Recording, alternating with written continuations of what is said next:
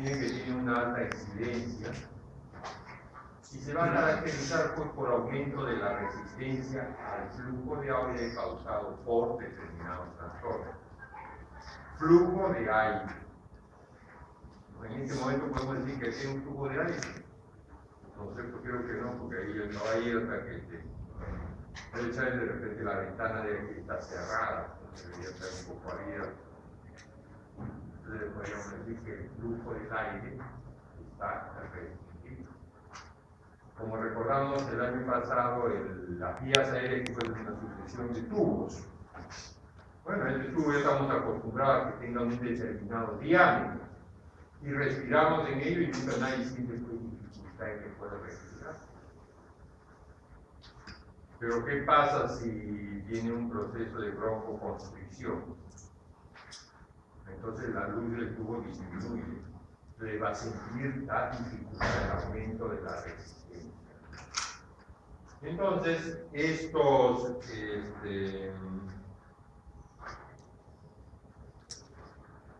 estos aumentos de resistencia deben ser estos procesos que están acá.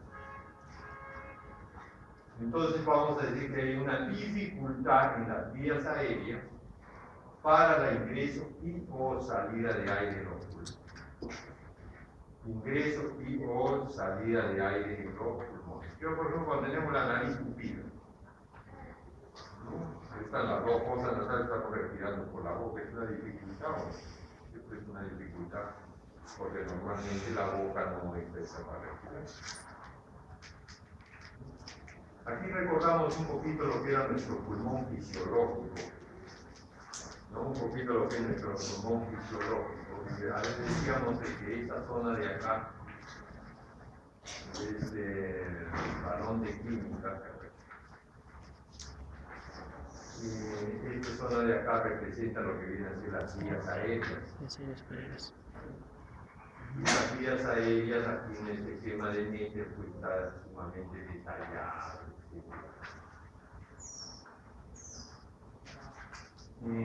La parte seca, esta de acá, representa toda la zona, lo que viene a ser la zona de intercambio gaseoso.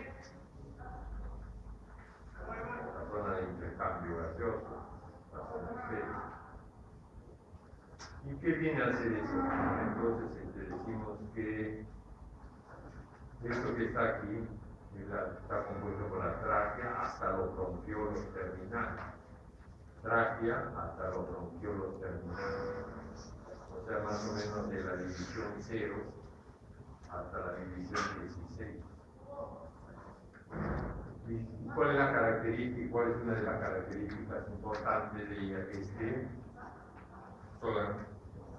Es de conducción. Conduce aire desde la atmósfera hasta la zona respiratoria. En cambio, esto de aquí, la zona esférica, está representando, ¿no? Está representando toda esta zona que dice mi zona de intermedia de transición y respiración. Cada división 23. Bronquiolos respiratorios hasta los alveolos. Esta zona de aquí, recuerdo, el año pasado la hacíamos, la respiración externa. El proceso fisiológico es un intercambio gaseoso llamado también hematosis. Respiración externa, habíamos actualizado el nombre, y se producía hematosis en el cambio gaseoso. Y aquí tenemos esa tablita que también ustedes lo conocen, ¿no? Que ustedes también lo conocen. Miren ustedes, habíamos dicho de que la tráquea solamente hay una tráquea que tiene una sección de 2 centímetros cuadrados y un diámetro de 1,8. Y miren los alveolos. ¿Cuántos alveolos existen? 300 millones de alveolos. 300 millones de alveolos. Si nosotros extendemos estos 300 millones de alveolos, vamos a ocupar más o menos una superficie de 80 metros cuadrados. Puede ser esta aula, de repente, más o menos. O sea, todas estas zonas de libertad.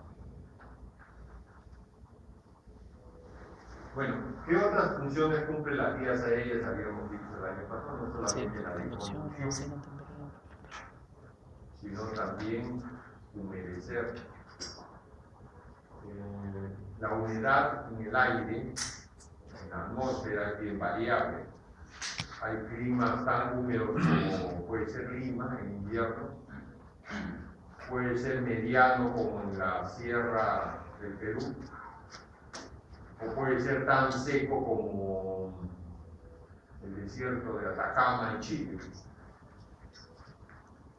Lo importante, como ustedes recordarán, de que ese aire dentro de los alveolos, cuando llega a los alveolos, tiene que estar 100% humedecido.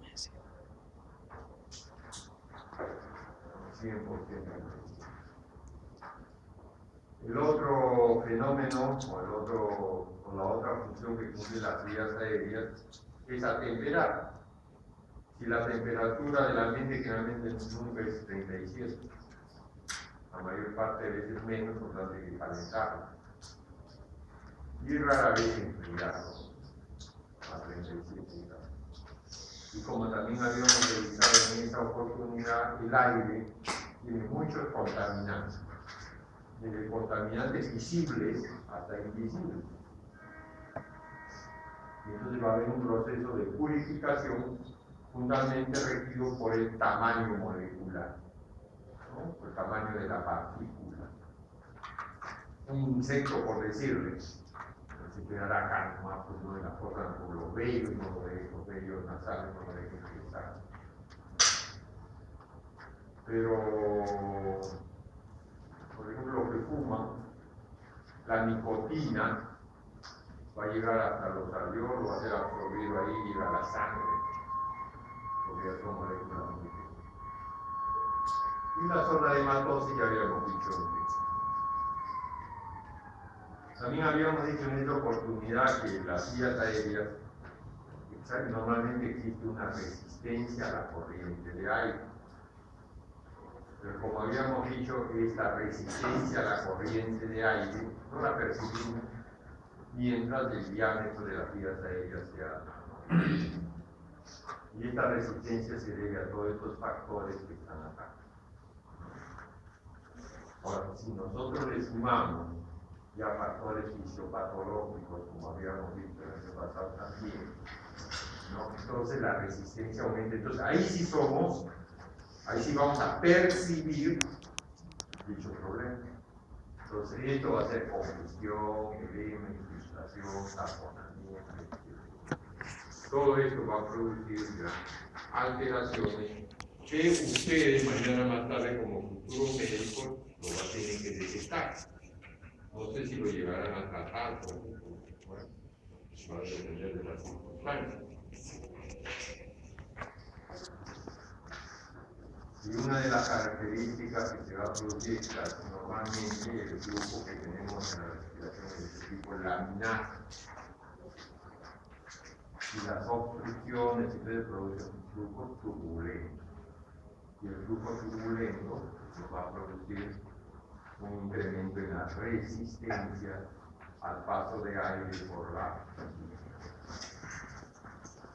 y aquí empezamos a describir una alteración obstructiva.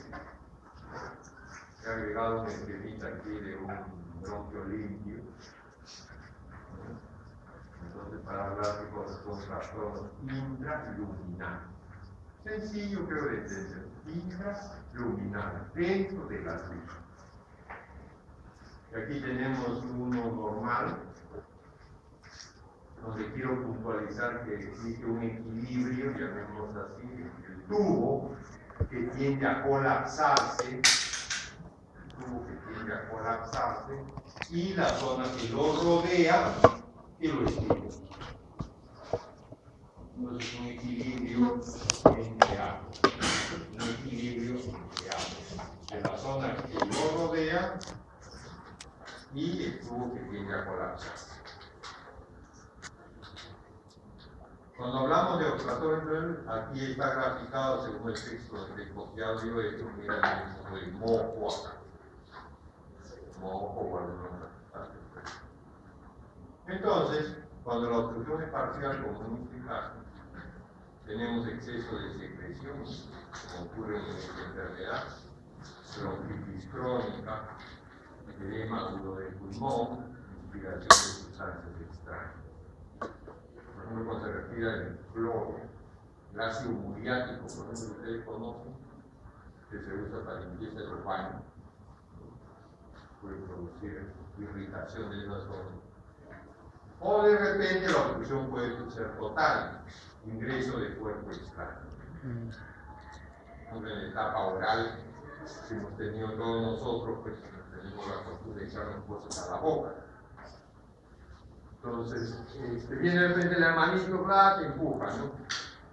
Y te pasa lo que tenías en la boca.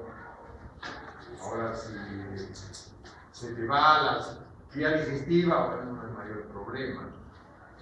Si te va la vía aérea, viene el problema. Dependiendo del tamaño del objeto, entonces va a producir la